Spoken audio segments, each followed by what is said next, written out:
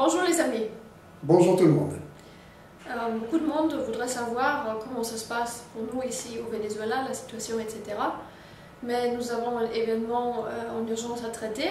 C'est le procès du 30 août, c'est-à-dire notre procès, puisque nous sommes accusés d'être une association de malfaiteurs ayant le projet d'un multiple enlèvement de mineurs. Oui. Voilà, donc c'est important qu'on dise encore ce qu'on a à dire là-dessus, surtout toi, Oui. Stan. Hein, Oui. qu'est-ce que tu as à dire par rapport à ta défense? Ah oui, pour ma défense, j'ai strictement rien à dire, pour la très bonne raison que je n'ai pas à me défendre. Il s'agit d'un procès d'inquisition qui est dans un contexte d'inversion des valeurs, avec une machination judiciaire à l'origine. D'accord, ça c'est déjà le tableau qu'il faut redresser pour être bien clair, savoir exactement de quoi on parle. Maintenant, concernant cette qualification d'association de malfaiteurs ayant le projet d'un multiple enlèvement d'enfants, je dirais déjà pour commencer que la qualification ne rime à rien. Et je vais parler un peu du projet que moi j'avais, que j'ai toujours d'ailleurs. Alors, attention, hein, oui, ça va être intéressant. Ça va être une déclaration peut-être un peu choc pour certains. Ce que j'ai à déclarer, c'est que, alors, nous avions le projet de faire une démonstration, d'ailleurs comme l'on dit, les ignobles en robe noire sont des procédures, de la réalité des réseaux de violeurs d'enfants organisés et de connotation satanique. De démontrer la réalité des la réseaux réalité. pédosatanistes. Voilà. C'est ce qu'eux, ils ont écrit eux-mêmes. Alors ça, c'est effectivement mon projet, de façon générale. Maintenant, il faut savoir que pour y arriver, j'ai plusieurs moyens. J'ai l'enquête, ce que nous avons fait, des enquêtes, c'est-à-dire recueillir de nouveaux témoignages, de nouveau après donc le rapport de l'ONU, parce que le but est aussi de démontrer que ce qui a été dénoncé par le rapport de l'ONU concernant la France et l'existence donc de ces réseaux qui ont une influence directe sur la justice, eh bien, est toujours d'actualité, persiste et s'aggrave. Et donc ces multiples nouveaux cas que nous avons recueillis, que nous avons étudiés, pour lesquels nous avons fait des interviews, et le premier moyen pour arriver à faire cette démonstration, évidemment. Le deuxième moyen pour moi, maintenant, c'est de faire une vérification, plusieurs vérifications du fait que les enfants se font bel et bien violer, après décision judiciaire qui les replace entre les griffes de leurs bourreaux. On est d'accord? Le troisième moyen d'y arriver, pour moi, eh ben, c'est de faire, une fois que je sais qu'un enfant se fait violer à un endroit, une intervention. Alors effectivement, j'ai toujours été, je suis toujours dans l'état d'esprit de mener toute intervention possible dans le cadre très précis où un enfant se ferait violer. Et ça s'appelle, du point de vue de la loi, une intervention non pas en flagrant délit, mais en crime flagrant. Alors, donc c'est prévu par la loi, c'est ce que tu es en train de dire. Totalement. Il y a deux articles de référence. Il y a l'article 78 du Code de procédure pénale. Je pense qu'il faut toujours que je revienne sur les mêmes bases juridiques, puisque ça fait des années que j'ai toujours les mêmes procès d'intention. L'article 78 du Code de procédure pénale qui autorise tout citoyen à intervenir dans le cadre d'un flagrant délit, a fortiori d'un crime flagrant, pour y mettre fin, en neutraliser les auteurs, co-auteurs, complices, etc., les remettre à la justice, le cas échéant, et soustraire les victimes à l'agression. Puisque là, on est dans le cadre plus spécifique de l'agression, et l'agression la plus abjecte qui puisse être, puisqu'il s'agit de viol d'enfants, ou d'agression sexuelle d'enfants, quelquefois de bébés.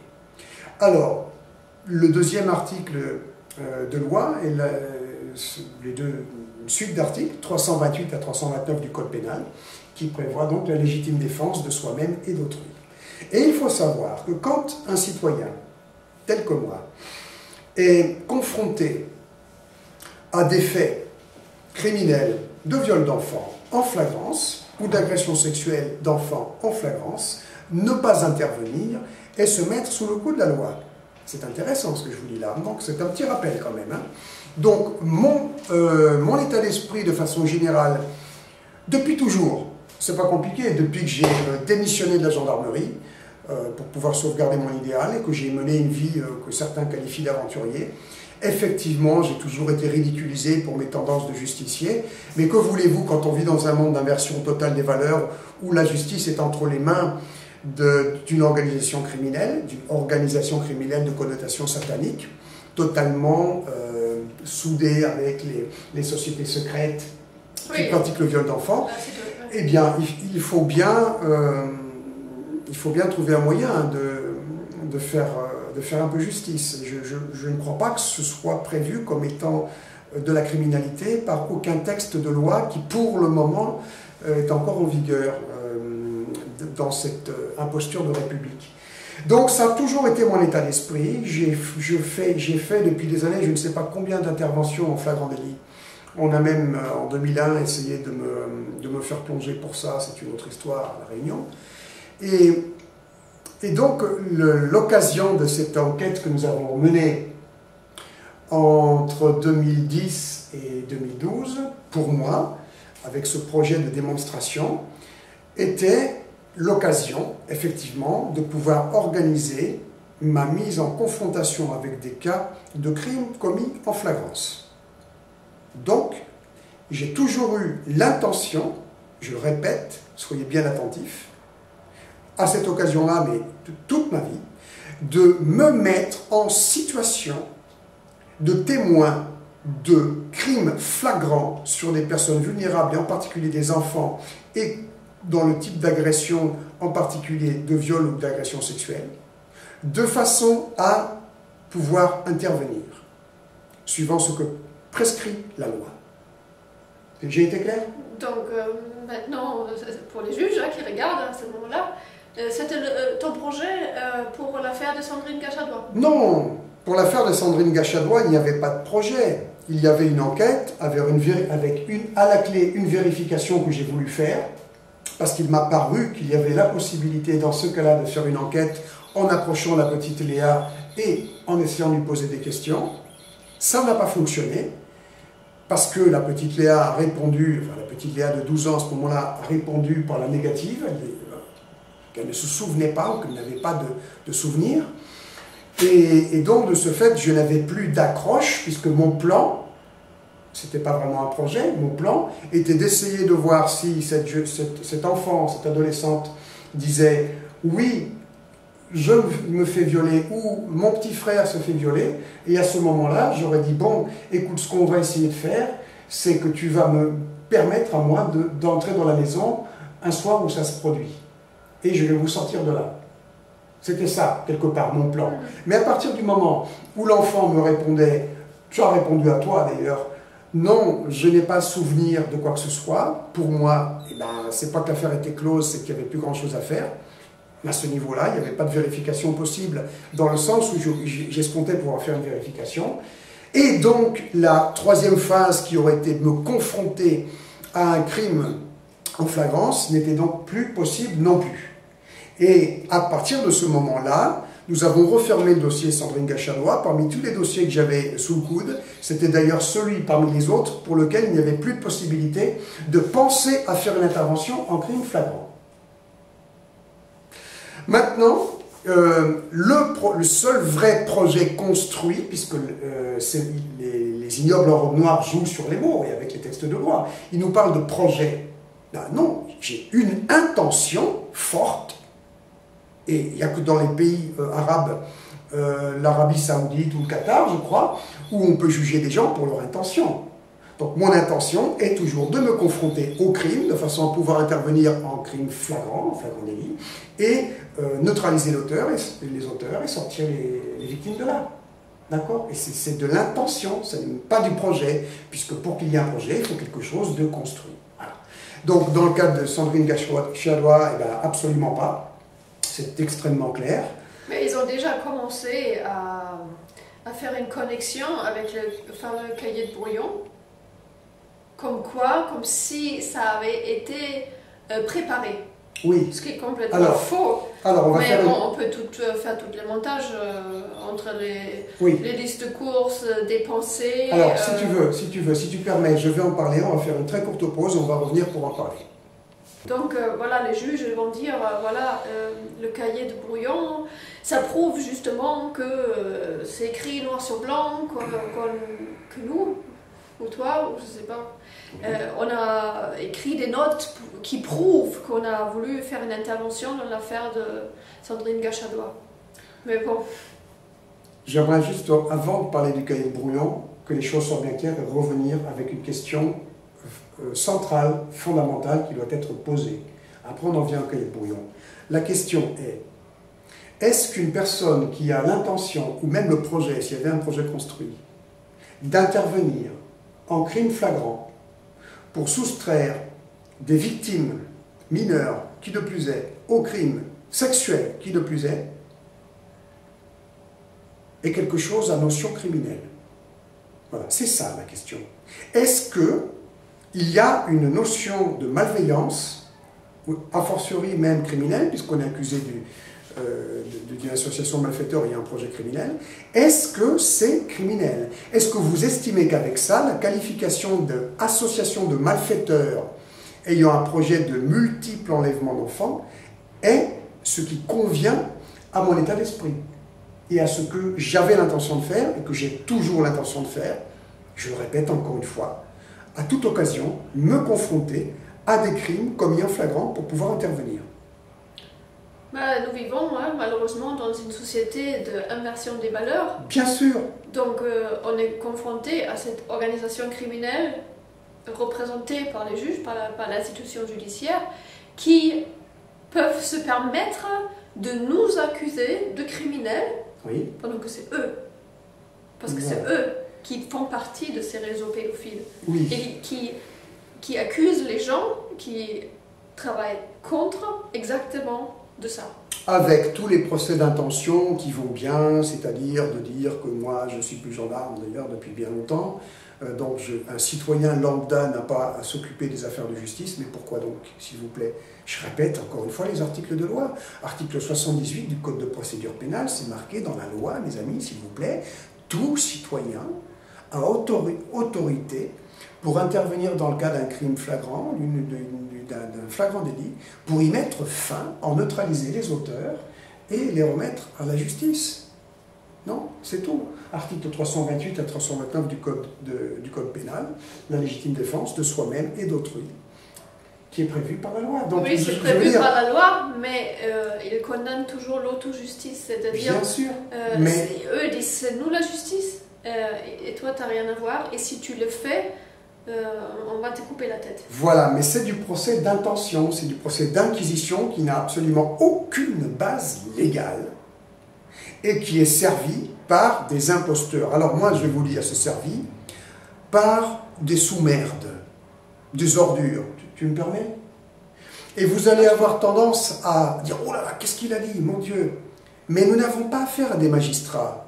Ce sont des usurpateurs, ils ont une fonction, ils sont infiniment arrogants, imbus de leur personne, ce sont des individus profondément perturbés et frustrés qui ont besoin de cette fonction pour pouvoir abuser des pouvoirs imbus qu'ils ont avec cette fonction pour écraser les autres. C'est l'état d'esprit de ces gens qui font partie de ces réseaux et qui sont de religion satanique. Ce sont des sous-merdes. Donc le procureur, entre guillemets, de la République, Coindo, est une sous-merde. Le juge d'instruction, là, cette bonne femme, Linda Revel, est une sous-merde. Ce sont des suppôts de Satan. L'autre juge d'instruction, c'est pareil. Les avocats qui rentrent maintenant dans le cirque, comme ton avocate, ton usurpatrice d'avocate, je ne me rappelle plus son nom. Mais Alexandra de Brosser est une sous-merde. Mais une traître en puissance. puissante. Puisqu'elle n'est pas mon avocate. Hein. Oui, mais peu importe. Ce que je veux vous faire comprendre, c'est il est temps que vous démystifiez, mes amis, ces suppôts de Satan qui essayent d'en imposer et que vous vous sentez obligé de respecter et même vous n'oseriez pas les insulter, les traiter de ce qu'ils sont. Moi, j'appelle un chat un chat. Ça n'est pas parce que quelqu'un porte une toge ridicule, noire, à col fourré, ou que quelqu'un porte un uniforme de gendarme ou de policier, que nous avons affaire à un être humain digne de ce nom. Hélas, non. Comme Janet Nally, nous vivons dans un monde où c'est l'inversion des valeurs qui règne. Donc là, en l'occurrence, nous avons affaire à des sous-merdes qui représentent les réseaux pédocriminels que je combats et qui représentent plein d'autres choses que je combats aussi. Oui, si on était au Moyen-Âge et s'il y avait la peine de mort, voilà, c'est déjà clair ce qui nous attendrait. Et évidemment, maintenant, en ce qui concerne la peine de mort, eh bien, ces sous-merdes méritent la guillotine. Et ce que je veux dire, donc, c'est qu'effectivement, le 30 août, il va y avoir ce procès, ce grand guignol de procès d'inquisition, et que le cadre fondamental de ce procès d'inquisition, où donc on est parti d'une idée principale qui est celle que, alors je suis le justicier qu'il faut bien sûr ridiculiser, rouler dans la boue excrémentielle, etc. Et puis surtout accrocher avec une infraction la plus grave possible. Donc l'idée étant d'essayer de tourner en infraction grave, avec le système d'inversion des valeurs, quelque chose de positif et qui va dans le sens de la morale et de la loi que je représente. Et ce procès d'inquisition, je voulais vous dire, mes amis, qu'il est fondamental. Parce que ce procès d'inquisition du 30 août, ce n'est pas seulement le procès de ce cœur d'association de malfaiteurs, c'est-à-dire Stan Mayo et Janet Ziman, pardon de me citer en premier, mais dans leur esprit c'est comme ça. C'est le procès d'inquisition d'un idéal, de l'idéal de justice, de la justice qu'il y a dans le cœur des hommes responsables, des êtres humains responsables et vrais. C'est ça le procès. Parce que nous vivons à une époque où le jeu des illusions qui est mené donc, par des simulacres de procès tels que celui-là sert encore un peu, mais l'humanité arrive à ce croisement, ce carrefour, où il n'y en a plus pour longtemps. L'humanité générale est tellement zombifiée que bientôt les illusions, ils n'en auront plus besoin. Et les derniers emmerdeurs, comme moi, il faut vite, vite les écraser avec ce qu'ils représentent en termes de justice, d'autojustice et de valeurs humaines fortes contre ces raisons, contre ce crime. T'imagines si tout le monde tenait le discours que tu as en disant « Ah, il y a des enfants qui se font violer, il faut les sortir de là. » Oui. Les juges diront oui. Qu'est-ce que ça fera comme bordel dans la société? Oui. Tout le monde se fait auto-justice. Alors, vous avez remarqué qu'effectivement, le gros problème, c'est que non seulement on va au bout des choses avec des enquêtes, et nous portons en plus des conclusions que personne ne porte, que nous démontrons avec une analyse, qui est, parce que vous avez remarqué que la plupart des associations, des gens qui se prétendent lutter contre la pédophilie ou même la pédocriminalité, ne parlent pas de protection institutionnelle de la pédocriminalité. Or, c'est le problème fondamental. Voilà, ça c'est très grave, parce qu'effectivement, le problème n'est pas la pédophilie. La pédophilie, ça sera très facile d'éradiquer le problème. Le problème, c'est que c'est protégé par la justice de façon généralisée, systématique. Donc, le problème, il est là. C'est ce système. Et nous l'avons démontré, donc c'est la raison fondamentale pour laquelle nous sommes persécutés, pour laquelle ce procès a lieu. La troisième raison fondamentale, c'est qu'au-delà de cette démonstration, de cette conclusion d'analyse que nous sommes les seuls à apporter, avec des consignes à tenir pour les parents protecteurs et les potentiels parents protecteurs, qui est surtout de ne pas aller en justice, qui est une imposture, dans le cas où ils comprennent que leur enfant est victime de ce genre d'abomination, mais au contraire de prendre la tangente et de partir en clandestinité pour protéger l'enfant, non seulement des réseaux, mais surtout de l'imposture judiciaire. Nous sommes les seuls à le répéter encore et toujours. Et c'est d'ailleurs ce qui nous isole totalement. Maintenant, l'autre particularité, qui effectivement leur casse les pieds depuis toujours, à tous ces réseaux, c'est que moi je veux montrer l'exemple, et je l'ai fait à plusieurs reprises, l'exemple de l'action citoyenne dans un cadre parfaitement légal que j'explique à nouveau. Seulement ça te différencie de tout le monde. Ben oui. Enfin, même les associations de protection de l'enfance, même les personnes bien intentionnés qui disent oui, j'ai un enfant, je voudrais le sortir de là. Quand toi tu proposes, oui, je suis prêt à le faire. Quand toi tu dis, je suis prêt à aller très loin pour votre enfant, ils ne suivent pas. Non. Dans la majorité des cas. Donc c'est un peu, comme je te dis toujours, tu es un peu comme un extraterrestre. Malheureusement, c'est comme ça parce que c'est logique, c'est moral, c'est la loi en plus. Oui. Et effectivement, imaginez-vous, vous savez que là, il y a quelqu'un qui va violer un enfant. Vous le savez. Qui dira, oh, on y va, on va sortir l'enfant de là? Qui le dira? Qui partagera cet avis avec toi? Oui. Personne. Personne. Effectivement, c'est le problème que j'ai depuis toujours. Et ça m'isole énormément. Et ils disent c'est extrême. Une telle opinion Prise de position. prise de position et vouloir passer à l'action, c'est extrême. Mais quoi faire s'il n'y a pas de justice? Donc ces personnes en plus, ils s'interdisent de dire il n'y a pas de justice. Parce que s'il n'y a pas de justice, mais on ne peut pas aller en justice. Donc on tourne en boucle.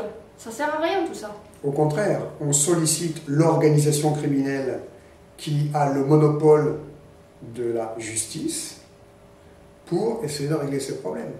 Vous allez chercher les criminels eux-mêmes qui ont les mains plongées jusqu'aux oreilles dans la pédocriminalité, ces gens-là, les ordures dont je parle. Oui, donc, en plus maintenant, je veux dire, on a un programme mondial hein, de la pédophilisation de la société par la révolution du genre. Donc ça, c'est un programme vraiment mondial. Et des gens comme nous, surtout comme toi, il faut les éliminer parce qu'il ne faut pas que des idées comme ça circulent dans la société. C'est pas possible. Oui, effectivement, merci Janet. Ça, c'est un point fondamental qu'il fallait rappeler. C'est que cette protection institutionnelle de la pédocriminalité que nous avons donc totalement isolée comme problématique vraie s'inscrit dans un contexte global, réel, hélas, qui est le plan de pédophilisation non pas de la société, mais de l'humanité entière, qui passe par la révolution du genre et toutes les nouvelles lois qui vont bientôt sortir, comme par exemple celle qui traite à la... comment on dit ça? Des droits sexuels. Oui, vous savez, les droits de l'homme, hein, on rigole bien.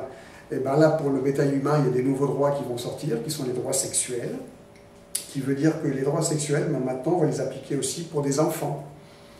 Des enfants de 10 ans, si on écoute le secrétaire général de l'ONU. Mais oui, on change maintenant, puisque c'est condamnable encore par la loi de violer un enfant, donc on va le présenter d'une autre façon. On va dire c'est l'enfant qui demande. C'est l'évolution des mœurs, voilà.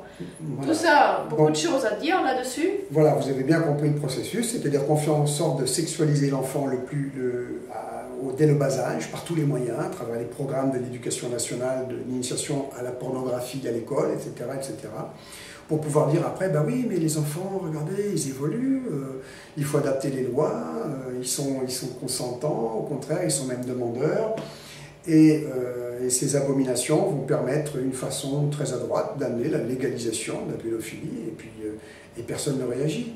Alors, tu sais ce que j'ai envie de dire maintenant, c'est que cette histoire de procès d'inquisition, qui est vraiment très très important, il me fait penser à une anecdote. Un copain, un jour, c'était d'ailleurs dans le cadre de l'affaire Vincent, du procès de 2009, m'a dit que ça lui faisait penser à un film qu'il avait vu. Alors, j'aime pas trop citer des films en référence, d'autant plus que je ne connais pas le film, je ne l'ai pas vu, je ne connais pas le titre, je ne connais pas les acteurs non plus.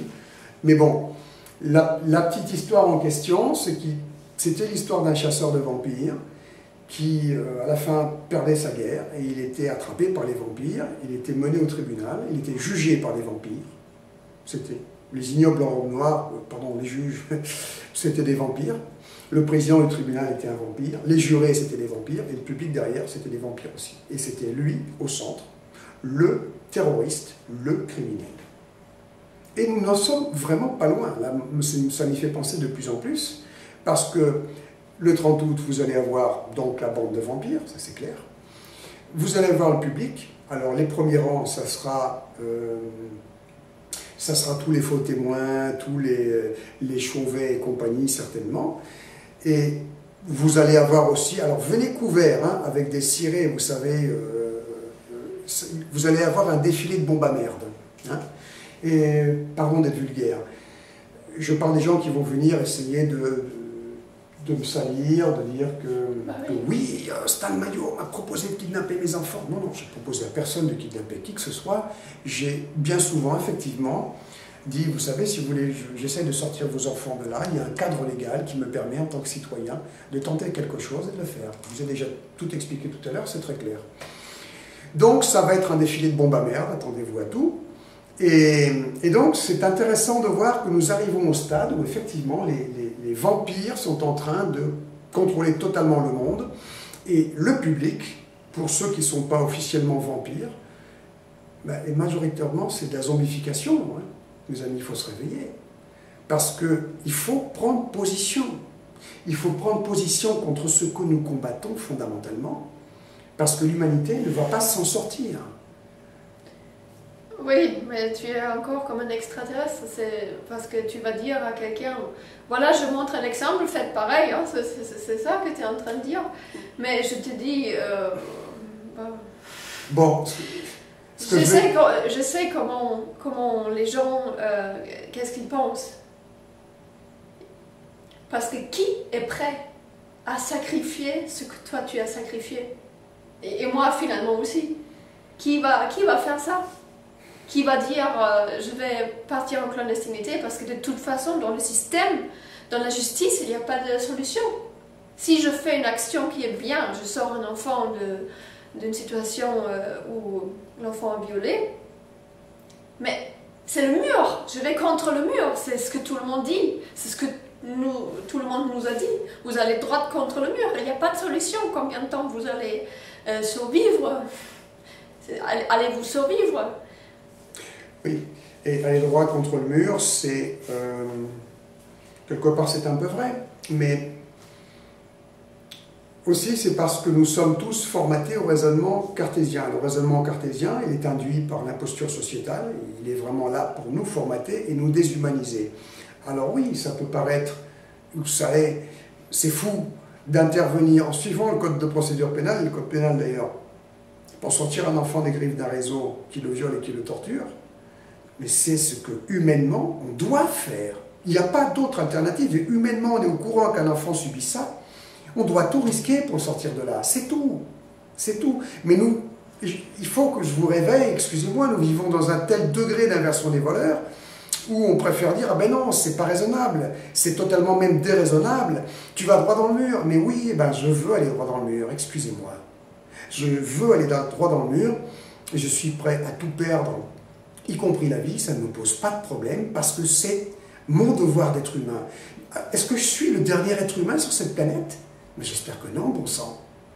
Donc j'aimerais voir des êtres humains venir à ce procès d'inquisition du 30 août, et j'espère que cet appel va être reçu, parce que vous savez, mes amis, un procès pareil, ça ne devrait pas être possible.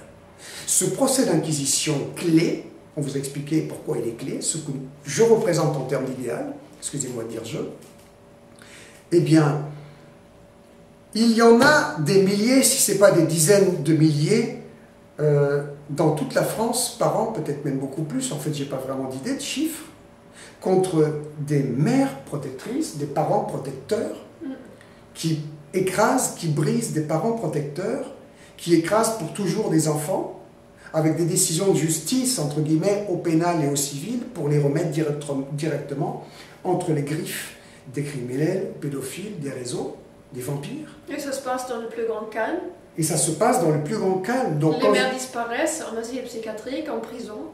Voilà. C'est ça que nous dénonçons. Et c'est pour ça que nous passons, nous, maintenant, comme proie de ce monde de vampires, donc de l'imposture judiciaire des vampires. C'est pour cette raison. Et la morsure du vampire, c'est encore un très beau parabole, une très belle parabole qui colle parfaitement à la problématique. C'est quoi, en l'occurrence? Le viol de l'enfant, toujours impuni, toutes les années de l'enfance, si on peut parler d'une enfance, qui amène à l'âge adulte après le sujet à devenir à son tour un vampire, qui va à son tour, et d'ailleurs ça se passe bien avant l'âge adulte, ça se passe dès l'adolescence, s'en prendre à d'autres enfants. Et combien un vampire fait-il de nouvelles victimes tout le reste de sa vie? Donc nous sommes effectivement dans un monde de vampires où la reproduction est exponentielle. Les lois sont en train de s'établir par les vampires de toute catégorie sociétale, dans nos élites, hein, de façon à faire en sorte que maintenant il n'y ait plus aucun frein. Nous en sommes là. Donc ce procès, il est fondamental. Ce procès d'inquisition est fondamental. Et je tiens à vous rappeler qu'il rentre dans le cadre de ces milliers de procès qu'il y a partout dans la France, dans le silence le plus absolu, où des parents protecteurs sont brisés, écrasés, détruits, et des enfants sont remis pour toujours dans le monde des vampires pour devenir des vampires. Et ça, mes amis, ça ne devrait pas être possible. Un procès comme celui-là ne devrait pas pouvoir se passer dans le calme, dans la paix de Satan. C'est ça, dans le monde satanique. Bienvenue. Oui, et en fait, c'est ce qui te différencie fondamentalement de tout le monde. Même les gens qui prétendent vouloir faire quelque chose contre la pédocriminalité, c'est que toi, tu n'en parles pas uniquement. Tu as aussi le courage de passer à l'action. Et là, il n'y a plus personne. Parce qu'à la limite, les gens, ils vont dire, t'as raison. Je ne parle pas de ceux qui sont égoïstes, qui vont dire, oh, je regarde surtout ailleurs, parce que sinon, je risque d'avoir des problèmes moi-même. Ça, c'est la grande majorité. D'autres qui vont dire, une petite minorité, oui, je comprends encore ce que tu dis. Ouais. Hein, c'est un peu comme je comprends ce que tu dis, t'as raison. Mais qui va avoir le courage de faire quelque chose et risquer sa vie sociale, et etc. Enfin, ça n'a pas de fin. On ne sait pas, c'est le mur. Hein. Oui, on ne sait pas si après ça continue, on verra. Le problème, c'est que le système est fait d'une certaine façon que c'est pas possible. Hein, c'est ça. Oui. Là, c'est pas possible. En théorie, ou même en pratique, ça n'est pas possible. Donc, soit on passe le mur oui. dans la clandestinité, oui. ou on ne peut pas rester dedans, ça c'est sûr. C'est pas humain, c'est pas viable, ça vaut pas le coup vivre là-dedans, que soit on va contre le mur et soit on trouve un chemin derrière, ou c'est pas la peine. Ouais, voilà. Pendant que tout le monde dit non, je suis dans le système, il faut que c'est quand même pas trop mal, j'ai mes petits avantages et tout le monde a quelque chose à perdre, même beaucoup. Bien sûr.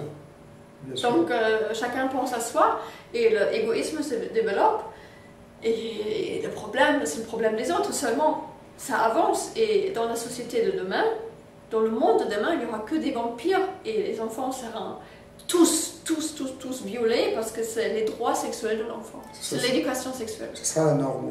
Alors oui, je ne sais pas si tu as raison de parler autant de courage. Mais moi, comme je vois la chose, c'est plus une question de conscience. Moi, ça me fait rigoler parce qu'on vous parle de réveil des consciences, que l'humanité vit un grand réveil des consciences. Combien de fois est-ce que j'ai déjà expliqué que c'est le contraire? Ce n'est pas parce que les gens ont un flot d'informations qu'ils sont d'ailleurs incapables de gérer, qui les amène à comprendre le contexte dans lequel ils sont piégés. C'est pas ça qui fait le réveil de conscience. Ce qui fait le réveil de conscience, c'est si en ayant l'information, on produit l'action qui convient. Et quand je parle d'action... On ne peut pas faire comme si on ne savait rien. On ne peut pas agir, donc rien faire comme si on n'avait pas l'information. Donc il n'y a aucune conscience qui se réveille. Voilà. Parce qu'on a juste l'information, mais on fait comme si on ne savait rien. Ça n'a aucun sens. Ou on se limite, on s'auto-censure, on dit non, ça c'est pas possible, je fais ma petite part qui est ça. Et ça revient au même, c'est-à-dire qu'en fin de compte, je me suis fait souvent traiter de fou, d'extrémiste, de radical, de tout ce qu'on veut. Mais bon sang, qu'est-ce qu'il y a de plus extrême qu'un gosse qui se fait violer, torturer, ou un bébé? Non. Et que moi je veuille simplement faire des actions qui rentrent dans le cadre de la loi, certes très culottées parce que c'est à contre-courant du monde de vampires dans lequel on fait, c'est moi qui suis extrême pour cette raison. Oui. Non, mais T'imagines un bébé violer un bébé? Je veux dire, les enfants, ils ne peuvent pas se défendre, ils sont complètement soumis à la bienveillance ou la malveillance autrui. Oui. Je veux dire, cette personne dans ce corps qui doit tout subir, c'est une horreur. Et ça nous formate pour toute la vie, on devient vampire, voilà. Voilà.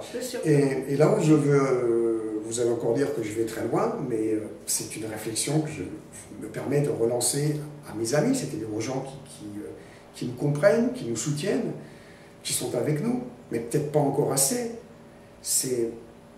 Posez-vous bien la question de savoir à quel moment est-ce qu'on passe du monde honnête à celui de vampire. Parce que refuser d'intervenir, refuser de rentrer dans cette guerre radicale contre les vampires, contre toutes les abominations qu'ils font et qui plongent l'humanité dans le gouffre, ça se fait simplement aussi par le fait de ne rien décider. On a l'impression qu'on ne décide pas, qu'on ne choisit rien, qu'on est neutre. Mais non, la non-action nous rend complices aussi. C'est ça qu'il faut que je veux une fois dire et faire comprendre. Et cette complicité, cette pseudo-neutralité qui est une illusion, à partir de quel moment pensez-vous qu'elle vous fait rentrer dans le monde de vampires? Là, ça va doucement, hein. Ça glisse, on ne le voit pas et on se trouve dedans. C'est insidieux. Donc moi je ne suis pas là pour juger qui que ce soit. Une fois de plus, je relance cette idée-là. Je pense qu'il est temps de le faire. On est tous pleins de peur, hein. On est tellement... Même si on comprend la nécessité théorique qu'il faudra faire quelque chose, il faut combattre ses peurs, il faut combattre son égoïsme, il faut combattre ses mauvaises énergies, il faut combattre les implants sociétaux que nous avons, ce formatage qui nous fait dire que par exemple en faisant quelque chose de droit, de juste, voire d'héroïque, hein, vous savez c'est interdit aujourd'hui, c'est limité à la télévision, au monde de la fiction, où d'ailleurs on peut vivre par substitution, une vie par substitution je peux dire, et c'est interdit aujourd'hui, mais oui, on en est réduit là. Et puis il y avait ça c'est pour les croyants, les chrétiens, un abbé, il faudra que je vous retrouve le nom de cet abbé, qui écrivait des livres, et qui disait que tout chrétien qui n'est pas héroïque est un porc. C'est pas moi, c'est cet abbé-là en question, hein, c'est un croyant fervent. Et malheureusement, là, nous vivons dans un carrefour, où si on n'est pas héroïque, on devient un vampire. Donc pour moi, ce n'est pas de l'héroïsme, c'est la norme, c'est ce que nous devrions tous faire. Aller droit dans le mur, ben oui, il n'y a plus que ça. Aller droit dans le mur, mais il faut y aller. Si on ne va pas droit dans le mur, on vend son âme au diable, on devient un vampire, on laisse les vampires contaminer le monde, et le formater tel qu'ils le veulent. Est-ce que c'est cela que vous voulez? Oui, la difficulté est qu'on se rend compte, ou chacun se rend compte à ce moment-là, qu'on est tout seul. On est tout seul. Oui. On voudra bien se joindre à un groupe, à une force. Ah là, on ira tous, oui, on est d'accord. Mais non, tout le monde, quand ça vient, quand des problèmes vont venir, chacun dans son coin, tout seul, alors, à assumer. J'aimerais parler un peu de ça, parce qu'effectivement, moi, en particulier, je me sens effectivement très seul. Et je crois malheureusement que je suis assez. Vous avez remarqué qu'il y a beaucoup d'associations, il y a beaucoup de mouvements, des plateformes internet, qui sont même des très grosses bases de données bien fournies, comme dans Devamos, qui sont contre moi et qui m'insultent à la première occasion. Pourquoi? Parce que depuis toujours, et à toutes les personnes que j'ai rencontrées d'ailleurs dans le cadre d'associations ou de ces plateformes, en ce qui concerne Don Devamos, là, le site Don Devamos, je vais en dire un peu plus, hein, je pense que je peux me le permettre. Je crois que la pseudo-journaliste qui est derrière s'appelle Kerry, je l'ai rencontrée en 2010, il me semble, lors d'une espèce de réunion complètement fumeuse. Et elle s'était énervée parce que le discours que j'ai tenu, j'ai explosé un moment en disant il faut arrêter de penser qu'on peut combattre la pédocriminalité et sauver des enfants en ne faisant que de la com. La com, c'est une partie, il y a une partie qui est fondamentale maintenant, c'est l'action. Et il faut absolument ménager la part fondamentale à l'action. Et là, tout le monde me largue, ou plutôt je largue tout le monde, à commencer par les mères pseudo-protectrices qui se posent en situation de victime et qui, en fin de compte, sont lâches au fond d'elles-mêmes et ne veulent pas faire le minimum pour sauver leur enfant. Et quand je viens vers elles en disant « mais moi je veux bien y aller, je veux bien aller en première ligne, je veux bien tout risquer pour sauver vos enfants, les sortir de là, dans le cadre de la loi, puisque la loi m'invite même à agir, mais sachez que ça va être très chaud et qu'il faudra prendre la tangente et prendre le maquis ». Là, il n'y a plus personne. Et cette proposition que je fais de bon cœur, tout simplement, met en contraste, met en exergue la médiocrité crasse, profonde, du parent protecteur qui me répond « non, je ne veux pas », ou qui n'a pas le courage de me le répondre et qui préférera essayer de créer un incident pour après pouvoir dire que je suis un sale type, un fou, est-ce que je sais.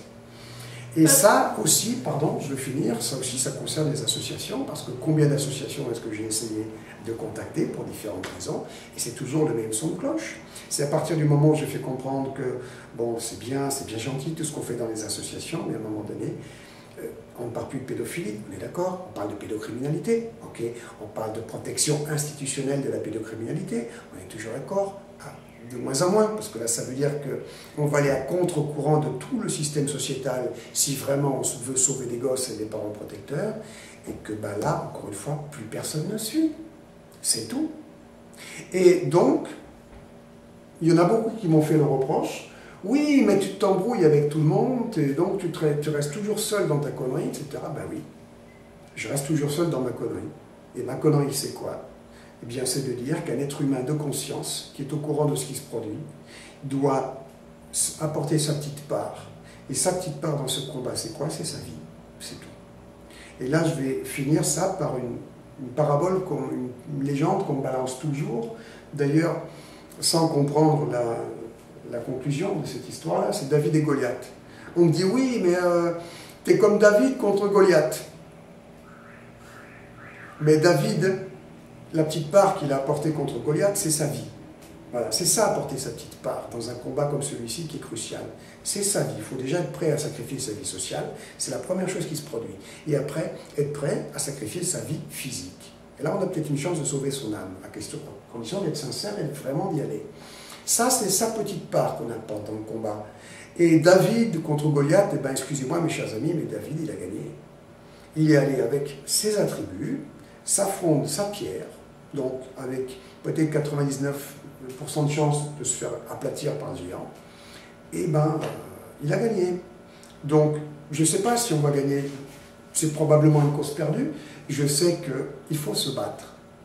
Il y a encore quelqu'un qui m'a fait un commentaire sur Internet il n'y a pas longtemps, de toute façon c'est trop épouvantable, seul Satan peut être, Dieu peut terrasser Satan.